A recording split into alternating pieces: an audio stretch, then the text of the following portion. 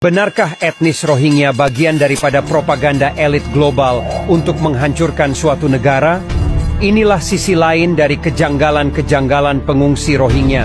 Yang pertama, jika memang benar etnis Rohingya dibantai habis-habisan di Myanmar karena mereka beragama Islam, lalu KNPA mereka tidak berjihad, bukankah mereka manusia yang kuat dan suka memberontak? Padahal mereka sendiri sudah mengklaim bahwa mereka asli pribumi Myanmar. Dan juga jika dipikirkan, selemah apapun umat Islam, pasti mereka akan melawan demi agama dan bangsa sekalipun harus bukti. Apakah mereka tidak mengerti konsep jihad? Atau jangan-jangan mereka bukan muslim, melainkan munafik? Yang kedua, ada unsur permainan politik.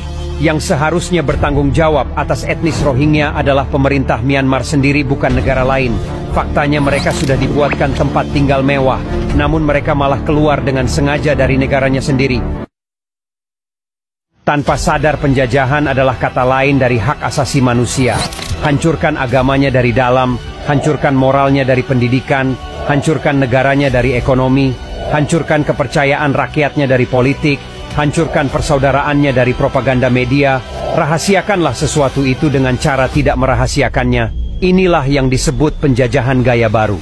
Yang keempat, jika memang benar mereka terusir lalu terdampar dan membawa identitas sebagai orang yang beragama Islam, lalu kenapa mereka tidak membawa Al-Quran untuk dibaca? Dan kenapa keislamannya tidak ditampakkan? Justru malah jauh dari kata muslim. Seharusnya dan umumnya seorang muslim akan lebih memperlihatkan keislamannya ketika mengalami kesusahan, mengalami musibah, dan mengalami penindasan, sebagaimana saudara-saudara kita di Palestina. Namun kasus Rohingya ini tidak ada sedikit pun tanda-tanda keislaman. Yang ada malah sifat-sifat yang jauh dari kata Islam, rakus, tidak bersyukur dan tidak ada rasa terima kasih. Apakah ini propaganda atas nama agama? Dan apakah dengan cara ini mereka menghancurkan negara-negara Islam? Yang kelima, kasus pengungsi Rohingya mirip dengan kasus Israel yang dulunya menjadi pengungsi di Palestina dengan membawa identitas Yahudi. Faktanya sekarang, pengungsi Rohingya yang dulunya ditolong dan diberi hak hidup, malah sekarang mereka berdemo dan minta tanah. Hal ini terjadi di Malaysia, dan yang harus kita perhatikan adalah mereka membawa identitas Islam, namun jauh dari kata Islam.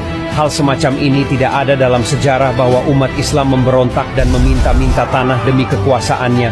Berhati-hatilah, dan kalian harus membedakan mana Islam dan mana munafik. Dan kalian harus ingat bahwa kejahatan propaganda yang paling ampuh adalah propaganda agama.